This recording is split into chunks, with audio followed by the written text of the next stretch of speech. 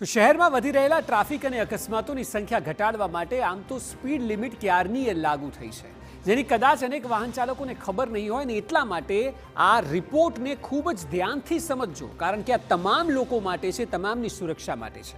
એક તો જ્યારે શહેરના આંતરિક માર્ગો પર આપ ફરતા હો ને આપની પાસે ટુ વ્હીલર હોય કે જે સામાન્ય રીતે મોટે ભાગે લોકો ચલાવે છે, તેની સ્પીડ 50 કિલોમીટર મેક્સિમમ છે. એટલે 50થી ઉપર જ્યારે આવતીકાલે આપ ટુ વ્હીલર હાથમાં લો તો આપનું વ્હીકલ ન જવું જોઈએ, તેની જવાબદારી આપની પોતાની છે.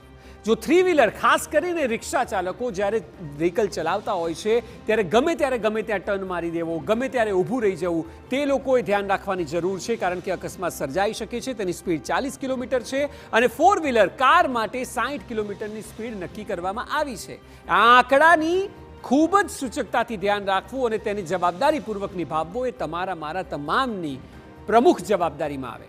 ટ્રક કે જે દિવસ દરમિયાન તો અલાઉડ નથી હોતા, પરંતુ શહેરની વચ્ચે રાત્રે જ્યારે ફરતા હોય છે ત્યારે ટ્રકની સ્પીડ જે છે તે મેક્સિમમ 40 છે. 40થી ઉપર બિલકુલ ન જવાય, કારણ કે ટ્રક સૌથી વધારે અકસ્માત બાદ નુકસાન પણ કરતું હોય છે.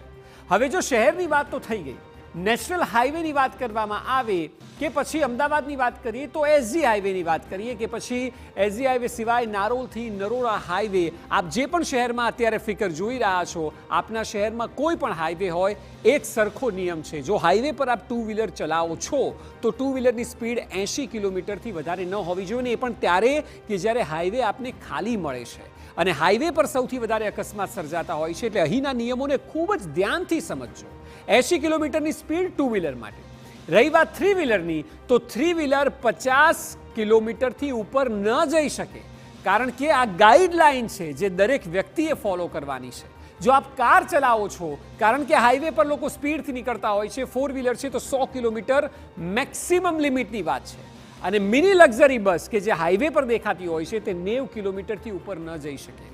બની શકે કે આ નિયમો જે છે તે સૌ કોઈ એટલી ગંભીરતાથી ન લે, પરંતુ તેને લેવાની જરૂર છે, કારણ કે આપ જ્યારે વ્હીકલ લઈને નીકળો છો, જો આપે નિયમનો ભંગ કર્યો તો આપ કોઈ પણ નિર્દોષની જિંદગી લઈ શકો છો.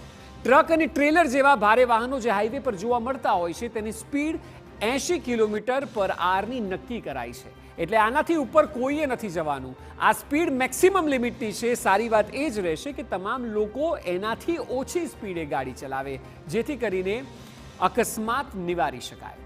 વાહનની સ્પીડ નક્કી કરનારું અમદાવાદ રાજ્યનું પ્રથમ શહેર છે. 44 લાખ વાહનો સામે પોલીસ પાસે માત્ર 5 જ સ્પીડ ગન છે.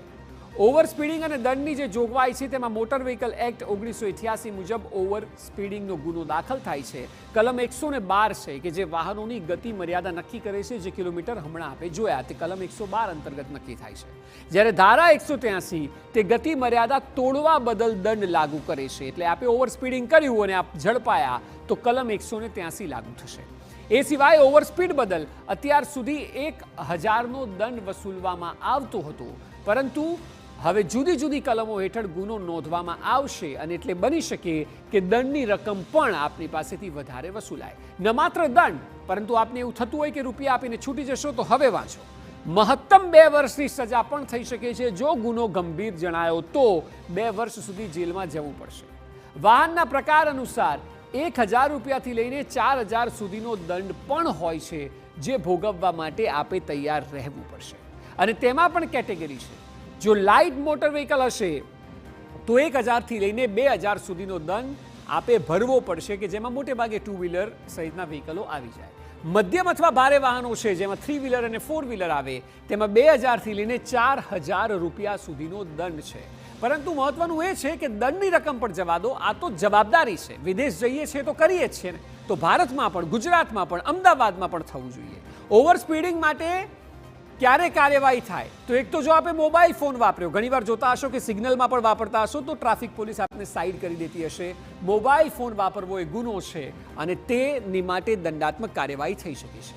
ડ્રિંક એન્ડ ડ્રાઈવ સૌ કોઈ જાણે છે, પરંતુ જુઓ, ચોંકાવનારી વાત એ છે કે ચાહે બોપલની વાત હોય હમણાં કે નરોડાની વાત હોય, ડ્રિંક એન્ડ ડ્રાઈવ કરીને લોકોને ઉડાડી દેવામાં આવ્યા છે. આ ડોક્ટરનો કિસ્સો જે હમણાં આપે જોયો, તેમાં પણ બંને સાયકલિસ્ટને પીધેલા વ્યક્તિએ જ ઉડાડ્યું છે. એટલે દારૂ પીને ડ્રાઇવિંગ કરવું મોટો ગુનો છે.